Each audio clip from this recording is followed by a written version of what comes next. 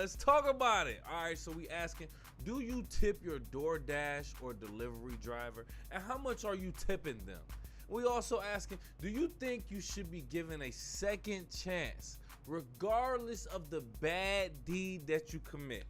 I want you to think about that. We also gonna talk about music, movies, sports, and more. It's all coming up. You kicking it with KC, baby. Yeah, man. And happy Halloween, by the way. It's still about 15 minutes left in Halloween 2023, but we get into Pop Top's popular topics right now. So right now, I want to start off with this topic coming from TheVerge.com. DoorDash now warns you that your food may get cold if you don't tip. It's saying DoorDash is testing a feature that warns customers that orders with no tip may experience longer delivery times, aiming to encourage tipping and attract drivers to those orders. When a customer enters $0 as the tip in the DoorDash app, a prompt appears with a message warning that orders without a tip might take longer to get delivered. This is a move that is an effort to show that drivers are likely to prioritize more profitable orders. However, it's currently being tested and its availability may vary by location. The feature aims to create a better experience for all community members, according to DoorDash spokesperson Jenn Rosenberg. Now they're saying what is being tested is this prompt message. A message that'll come up if you try to place a DoorDash order and you have nothing as a tip, not even $1. If you have 0 as the tip, something's gonna pop up and say, hey, since you ain't tipping nothing, people may not mess with this order. So it's probably gonna take longer to find somebody to mess with this order. That's essentially what they're saying. So now people are reacting to it. Now they're just testing that message. Other than that, in most other areas, when you order DoorDash and don't put a tip, it's probably not gonna show up. But what they're basically saying is, overall, as someone who used to drive DoorDash myself too, I'm gonna tell you, if I see something that looks like you didn't tip, I'm not trying to accept that order, and I'm probably not going to accept that order. Now, it affects your acceptance rate as a DoorDash driver, but overall, as long as you still keep a certain threshold, you good. You can decline a few orders, including the ones where you know people don't tip. Or let's say you do accept it and you know they didn't tip. Okay, cool. It might be a situation where you like, oh man, this chicken starting to smell good. These McDonald's fries starting to smell good. Sometimes they don't seal the bag all the way. So a DoorDash driver might go inside and get some food. I'm just assuming. I don't know. Now, personally, me as a DoorDash driver, when I used to do it, I did not ever do that. I would never take somebody's food during delivery. But what I would do is not accept your order if you low tip. That's a fact. So basically, if you can't afford the cost to be the boss and get your food delivered, then I don't think you should be paying for delivery. So you have to pay for whatever little funky fees DoorDash, Uber Eats, Grubhub has for you, and throw on a top of a delivery fee for sure. You need to for sure look out for the actual human being that's delivering your food, who's gonna for sure have the food that you eat in their vehicle. They have full access to it. I will be taking care. You always take care of the person that handles your food, including the delivery person. That's all I'm saying. So I think if you don't have at least $3, $4, $5 to give your DoorDash driver as a tip, you shouldn't be ordering DoorDash. That's just what I think. Let me know what you think. Go off in the live chat in the comments or call into the show, 313-466-4386. I got another topic I want to talk about real briefly. This is a little disturbing to me. This is actually coming from, ABC7armadillo.com. This is saying a young man from Texas who was caught on video randomly sucker punching people at local parks expressed regret for his actions. The young man actually acknowledged making a mistake, stating that everyone makes mistakes. He mentioned that there were unseen positive interactions with the individuals he punched, but couldn't provide verifiable details. Law enforcement is investigating the incidents, and the young man acknowledged that his mother is disappointed. He hopes that the video's backlash will serve as a lesson for others, encouraging them to think twice before engaging in harmful actions.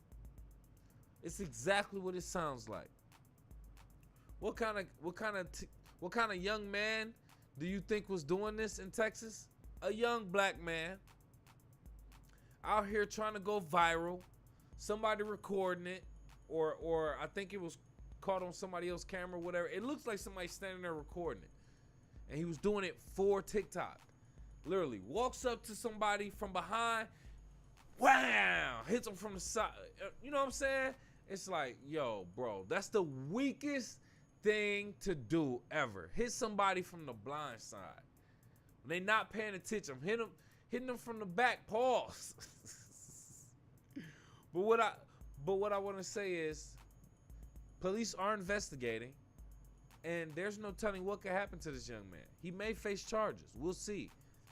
He just said that he shook the man's hand and gave him a hug after the video. But I think it was like 2 separate videos. So what are you going around punching niggas and then hugging them afterwards? I don't believe you. The fact that you got caught,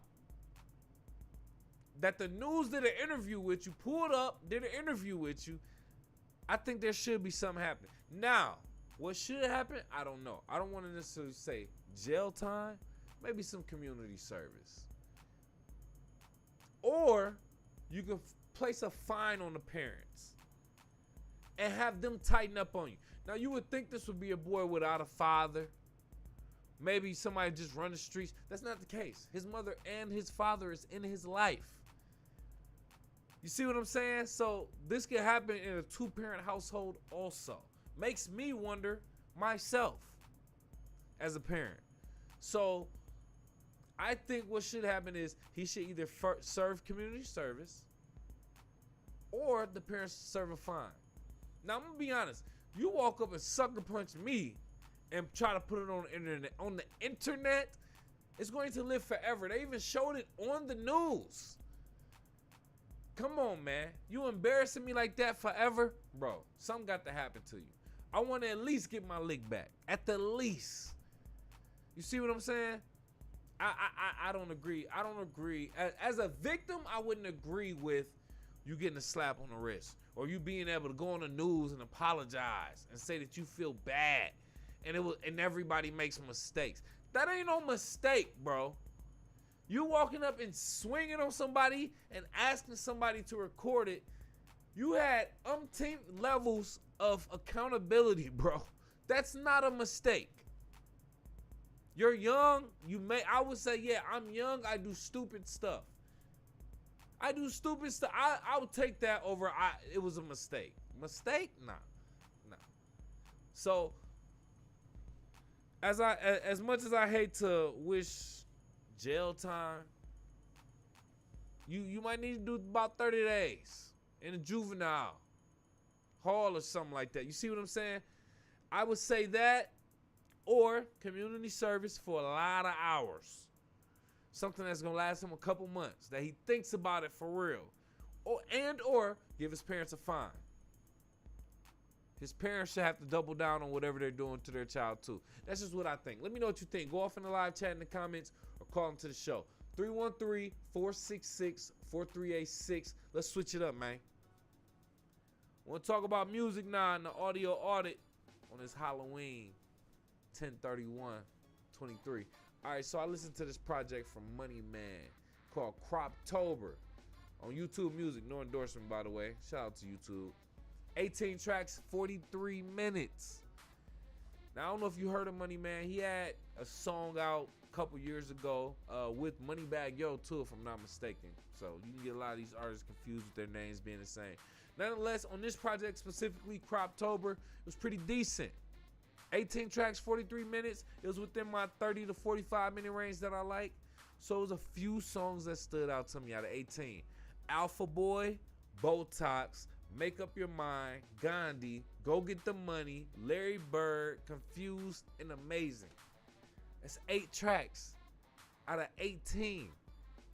That's almost half. I can guarantee you, it was a few other tracks that were nice. They just didn't necessarily stand out, but they were still nice. So I would give him about maybe 10 tracks out of 18. More than half of this project is nice, bro. Some bangers. Guaranteed. It's a good vibe and all that. I was surprised, but I gotta give it to Money Man. Money Man, Croptober. If you listen to it, let me know what you think. If not, I highly recommend you check it out right now and then let me know what you think. Also, go off in the live chat or go off in the comments. Call into the show if you want to. 313-466-4386. It is another project that I listen to. I do want to talk about one of my favorite one-hit wonder artists, Shorty Shorty. He had a project called Memory Lane 2. This was 15 tracks, 40 minutes, within my 30 to 45 minute range that I like. Listen to it on YouTube Music, no endorsement. Shout out to YouTube. I have nothing written down. I have no songs written down. Nothing written down is songs that stood out to me personally. I listened to it and I kind of got away from it and then got back to it like mentally. It just wasn't, it wasn't bad. It just wasn't good to me. Let alone like great or classic. It wasn't any of that. It wasn't good, it wasn't great, it wasn't a classic. It was, let's just say average. Whatever average is from an artist that's not well known. But I listened to it because it was Shorty Shorty and I liked one of his songs, Obituary. So Memory Lane 2, I can't even say it was decent, honestly. But that's just my perspective, though. I need you to let me know what you think and give me your honest perspective. Go off in the live chat, in the comments, or call into the show. 313-466-4386. We switching it up in the time being, if you don't mind. And we're going to go ahead and talk about movies and TV shows that we saw recently and scenes I saw, aka Cornstream. All right, so this was Five Nights at Freddy's. We watched this recently on Peacock, no endorsement. This was an hour 46 minutes. It was a horror, a mystery, and a thriller. A troubled security guard begins working at Freddy's Fazbear's Pizza. During his first night on the job, he realizes that the night shift won't be so easy to get through. Pretty soon he will unveil what actually happened at Freddy's.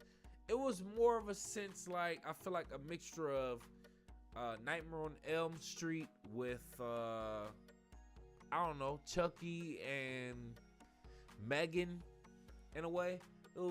It was like, imagine Chuck E. Cheese, right? With the robot animated characters on the stage playing the banjo and the guitar and the drums.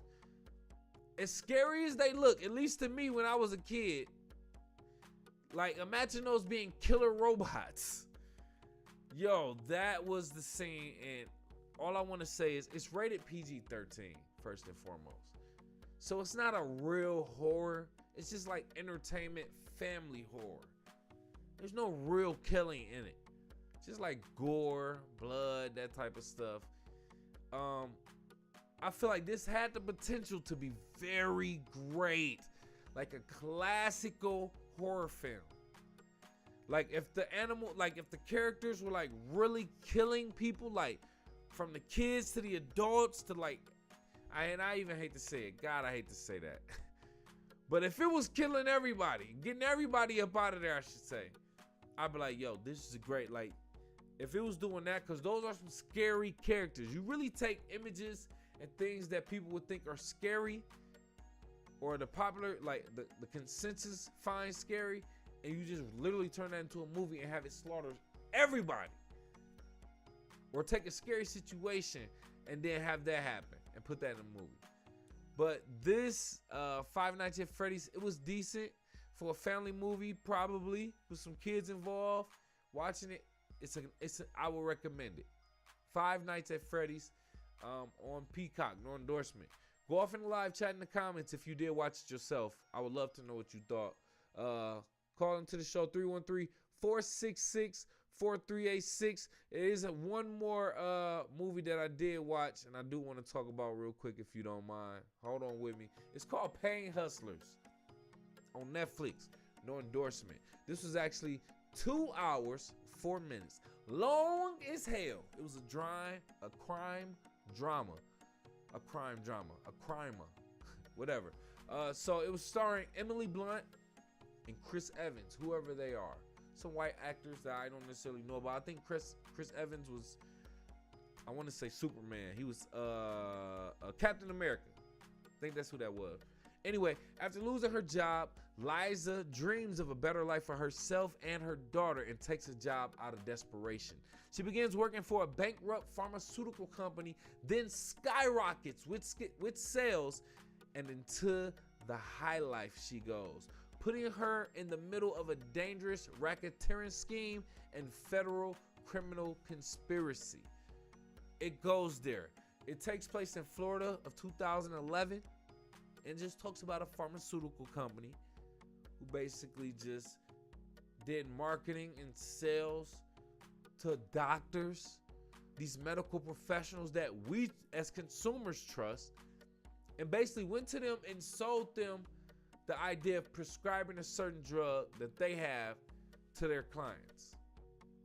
And by then they paid them in certain benefits, whether it be luxurious vacations and trips or certain items or actual cash.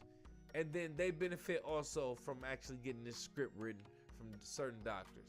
So it talks about the pharmaceutical companies, and this goes back,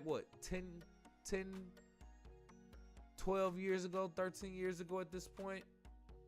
So it is a very interesting movie, I will say. And it's nothing like, if you're conscious, you know this goes on with pharmaceutical companies and lobbyists and stuff like that. But it gives you a different perspective, different angle of pharmaceutical companies. And what I don't like overall is the fact that they always show you and tell you things that used to happen, that did happen. What about what's happening now? So that was in 2011. Things that we weren't aware of, things that we did not know. Probably even in the early 2000s, that was happening. So then all of a sudden now, y'all putting out a movie about it for us to just watch it for our entertainment. Yeah, it's for our acknowledgement also, but it's for our entertainment at this point. You're benefiting from it also. So I feel like we should be more aware of this. And what this movie also tells me is our medical professionals can be bought with money and influence with luxurious trips and intimacy, for lack of better words. And then all of a sudden, we're supposed to believe there's corruption in pharmaceuticals, but there's no corruption in politics. There's no corruption in justice or police system. There's no corruption there, but there's just corruption in the pharmaceutical. I think not. We find movies that reflect past actions of these leaders or people in authority all the time. And it talks about what happened then. So it's like we're always talking about what happened then, but we're not focusing on what happens now. When accusations happen, when certain things come up, we just ignore it. That's what I don't like. So this movie, I appreciate it for the fact that it's making us aware, but I hate that we're always finding new pieces of media content that talks about things that already happened, or even companies that sell us products and food that we consume and drinks. And then they say, now made with real cheddar, now made with real food, now made with no sugar. Y'all should have been giving us this. What are we talking about for real, for real?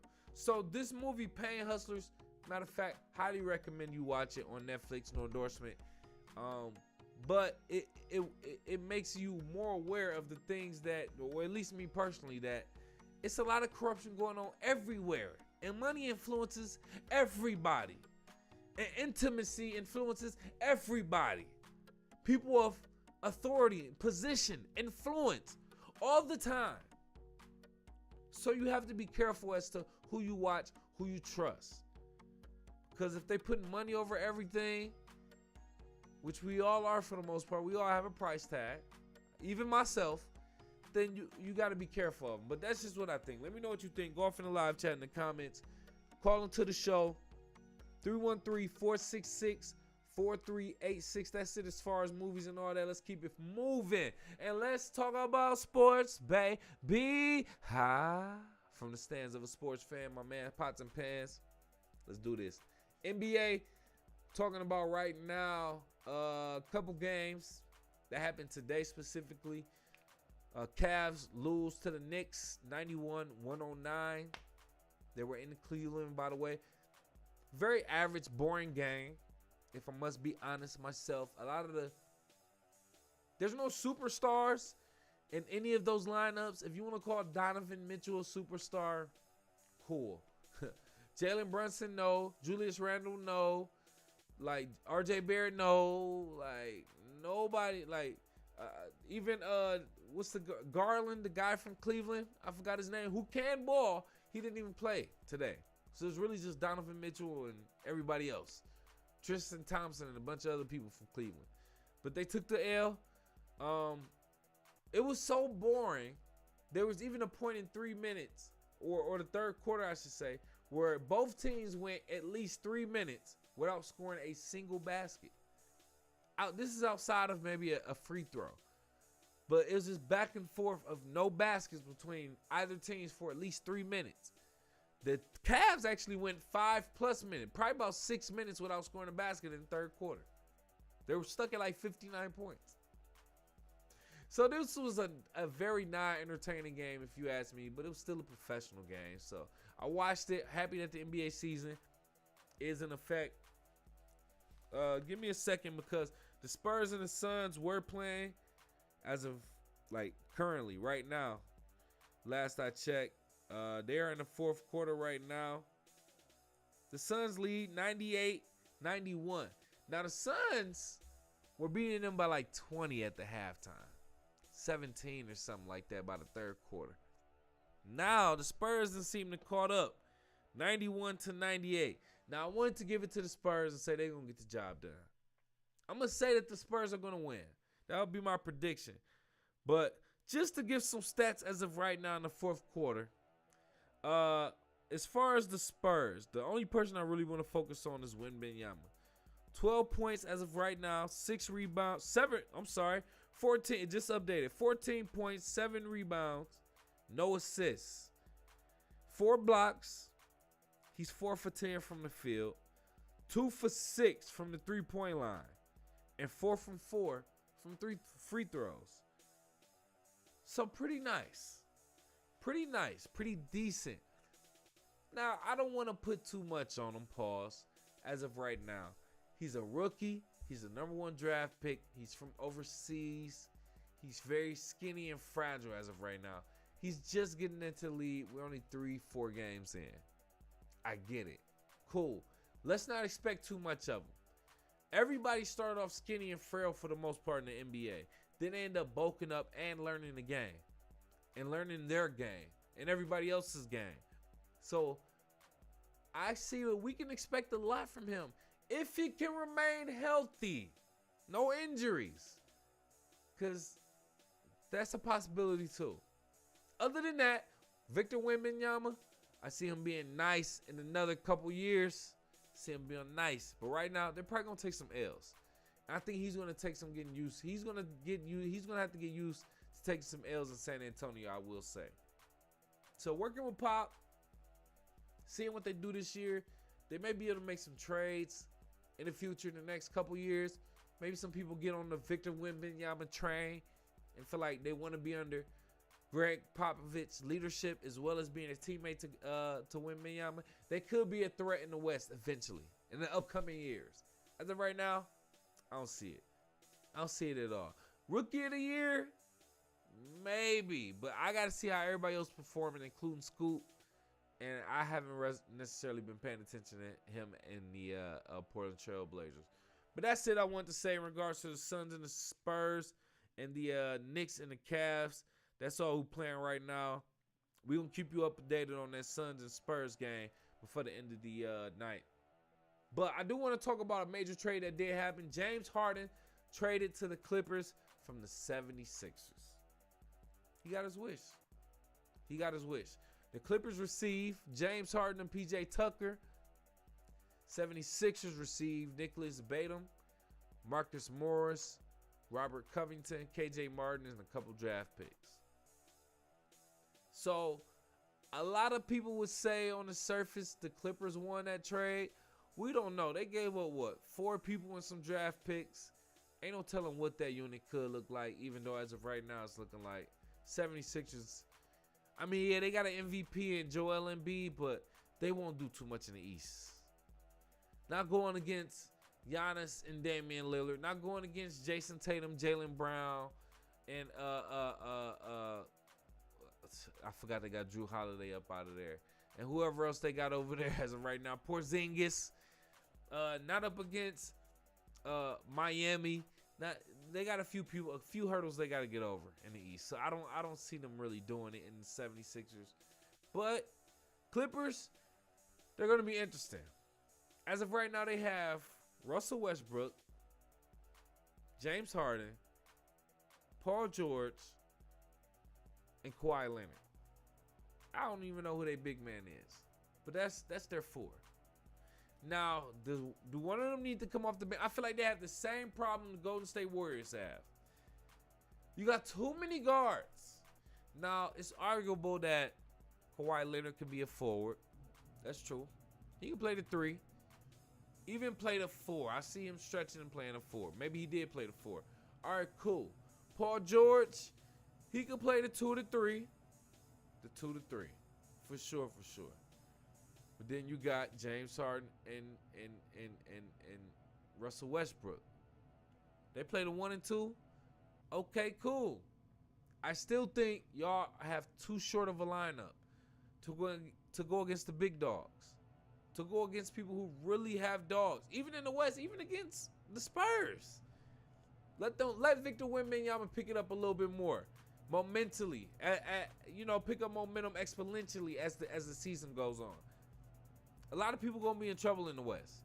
Y'all got to go against the Pelicans and a few other people. So, I don't know how the Clippers are going to turn out. I don't know how they're going to work this out. I guess the Clippers won this trade. But did you really win when you got James Harden, somebody who gets turned from different team to team because he's disgruntled, just don't want to play? I don't know. I'm not a James Harden fan by any chance, but I am a Russell Westbrook fan. I feel like you just poisoned his chance to win a championship at this point, James Harden, because I don't see it happening. And I don't see you retiring there. I see you going to at least one more team in your career, which can continuously to dilute and diminish your career, if you ask me personally. I was asking, should they trade? No, not trade. What team should Kevin Durant get his jersey retired? I think the GM of the Warriors already said for sure that he's going to retire his jersey in Golden State. I don't agree with that. What say do I have? None whatsoever. I don't agree with that. 2-3 seasons, 2 championships, that's cool. Did they really win them because of you, bro? You don't think Golden State would have won them without him at all? I think that's debatable. It still will remain debatable because he was there and he did win Finals MVP. Yeah, he'll probably get his jersey retired in Golden State. But the way you just came there in 3 years and just left, I don't know. I don't know, bro. I don't know. That's just me, though. But getting back to James Harden, he's now officially going from the 76ers. He got his way over not wanting to play for the 76ers. Another example of a player holding out, going against the machine, the NBA, and getting his way at the end of the day. So does this mean that these players that get the whining and complaining, we should just go ahead and eventually respect their decision and do that? Because at the end they end up winning? Kyrie Irving not wanting to get the Maxine. Now all of a sudden he gets half the season, then he's playing. He was considering retiring at one point during this whole thing. You see what I'm saying? So it's confusing me, but I feel like it's enabling. to the babies, to the people who's gonna be crying, the players that be crying about certain situations. This enabling to them, and I don't agree with that at all. To the NBA, to the owners and the franchises involved, I don't agree with that. He should have stayed in 76ers. Y'all should have almost forced him to to retire there.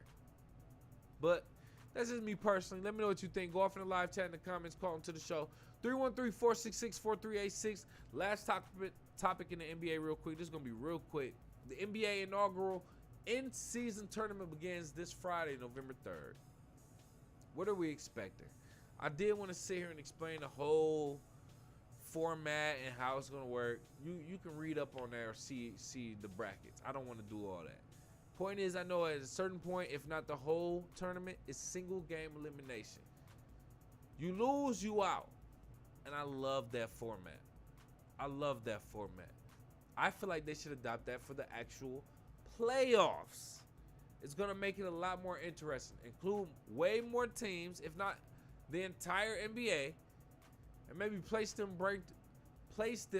based on their rank throughout the season in their win-loss column. If you place in the AFC, you play less home games.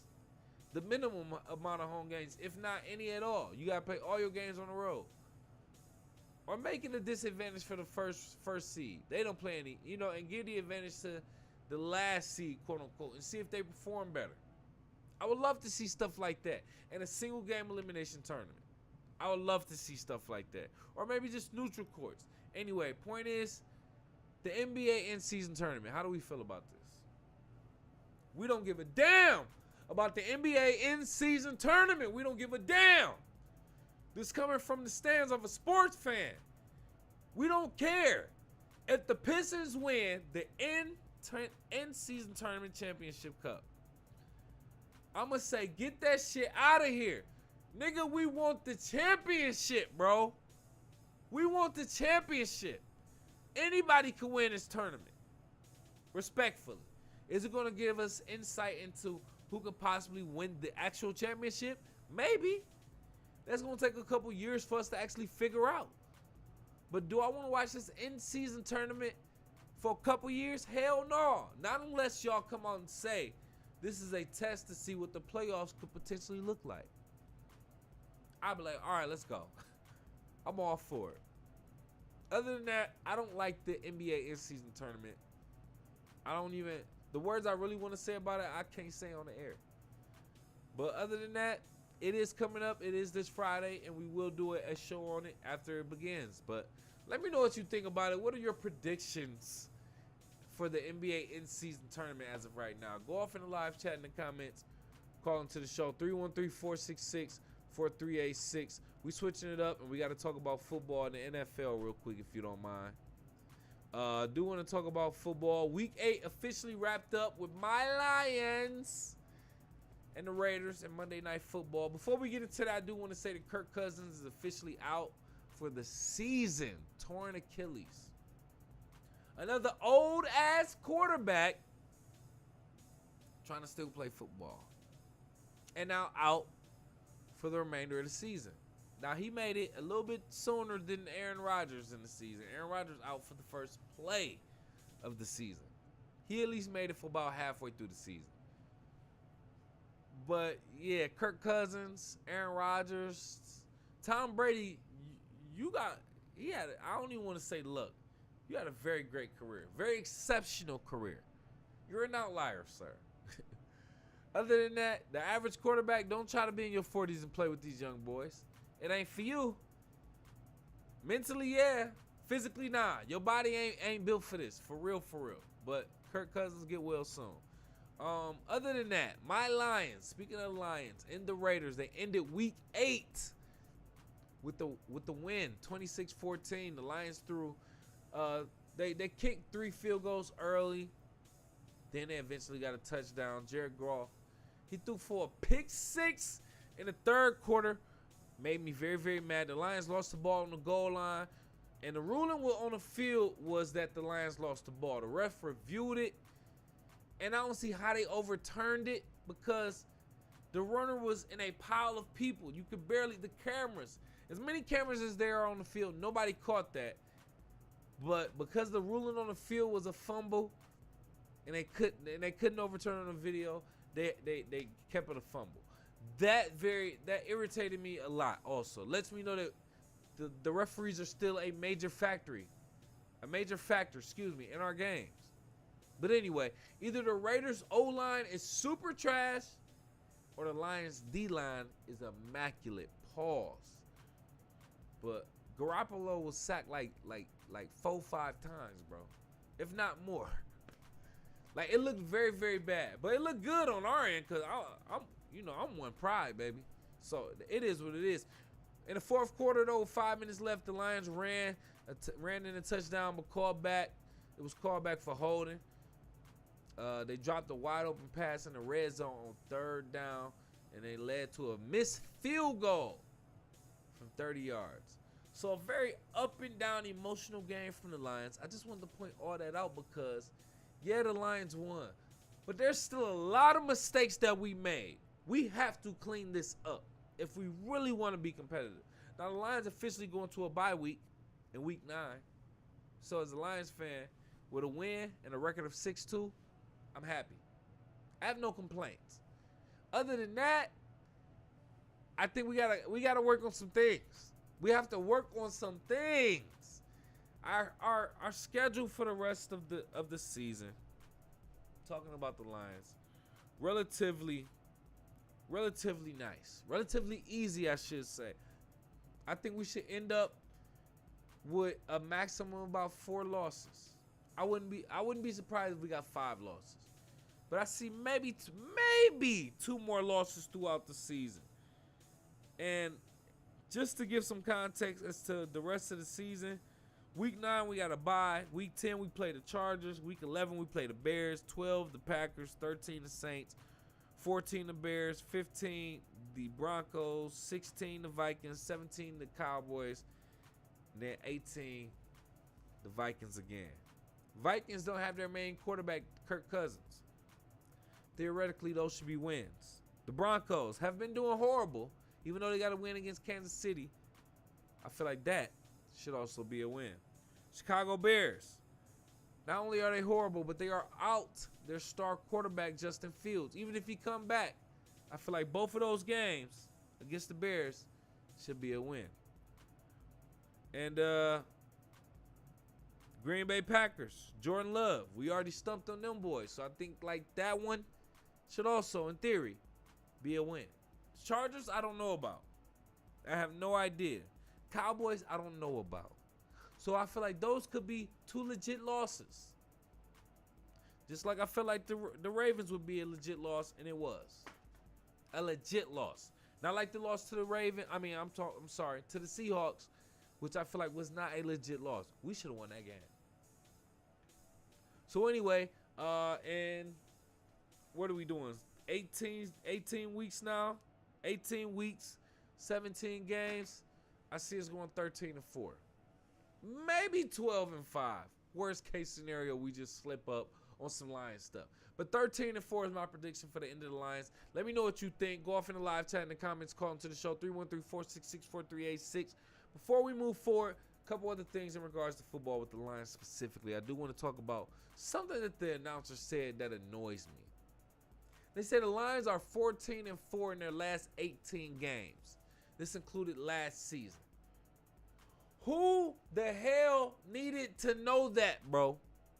Who requested that information? I hate when they get to giving us this involuntary information that means nothing. You talking about games that stretched into last season? My nigga, we don't even give a damn about last season. We didn't win a championship. Even if we did, who cares? It's a whole new season. These announcers, these analysts that want to talk, these commentators talk and say stupid points like that. Get your goofy ass off the microphone, man. Get your goofy ass off the microphone. I just want to say that, man. It annoyed me. Anyway, also, before trade deadline hit, the Lions did trade for a 2025 6th-round draft pick for wide receiver Donovan Peoples-Jones with the Cleveland Browns. Peoples-Jones, who is from Michigan, and now he comes to play for the Detroit Lions.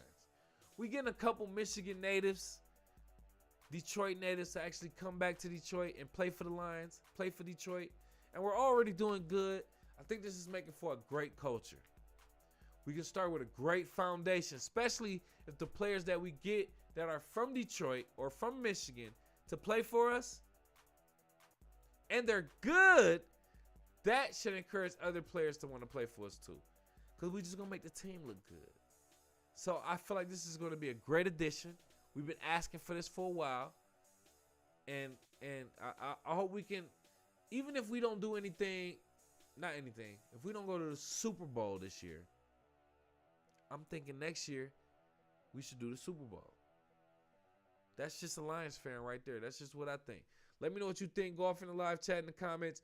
Call into the show, 313-466-4386. We do got to talk about NCAA basketball real quick. The season will be starting very soon. Michigan State men's basketball took a couple L's recently. They did lose to Tennessee in a recent exhibition game on Sunday. But they will be opening the season on November 6th against James Madison. Whoever that is. Sound like a black college. And then Michigan Wolverines, their men's basketball team will be going and starting their regular season against UNC Asheville Tuesday, November 7th. I don't get why they let these big schools play these no-name brand schools. I know it's for the money. It's good for the school. It ain't good for us fans. I don't want to see you play a game that we all basically know you're going to win. Now, if it's an upset, cool. Let it be an upset against a team that's ranked at least, but they're just ranked lower than you. You see what I'm saying? I don't think we should be out here getting super excited or even wanting to see games with Michigan playing against James Madison or UNC Asheville, whatever the case may be. But that's just me personally. Let me know what you think. What are your predictions for the season overall? Go off in the live chat in the comments or call into the show, 313-466-4386. Before we move up out of here, we got to talk about boxing, MMA, and it's only one real story to talk about when it comes to that. Tyson Fury officially done with his fight with Francis Ngannou. He won that fight, even though he got knocked down. Whatever, it's debatable. But Tyson Fury is now scheduled and signed to fight Alexander Usyk, undisputed heavyweight championship, in February 2024 in Saudi Arabia, excuse me. So Tyson Fury with an actual boxing match, heavyweight boxing match. I feel like as boxing fans, we should be able to appreciate that. And I, for one, actually will. I'm looking forward to it. Will I purchase this fight? No. Not unless I'm super bored and I feel like I just want to watch this fight and I got the bread on me and I don't care. Other than that, I will go to somebody else's house who did pay to watch this fight. But let me know what you think your predictions will be. Tyson Fury versus Alexander Usyk. Go off in the live chat in the comments or call into the show, 313-466-4386. Oh, yeah. One last thing I actually got to report on real quick. Couldn't be authentic if I didn't say this. The World Series from MLB is actually in full effect right now. You got the Texas Rangers against the Arizona Diamondbacks. And currently, as of tonight, the Arizona Diamondbacks took another loss actually at home in Arizona. The Rangers are now leading the series 3-1.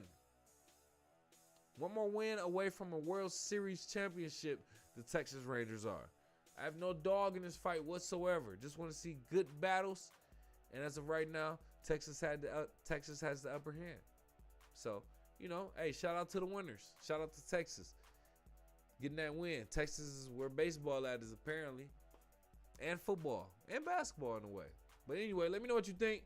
Go off in the live chat in the comments or call into the show, 313-466-4386. Let's switch. If you don't mind real quick. Thinking out loud, I just want to talk about, oh, wait, here we go.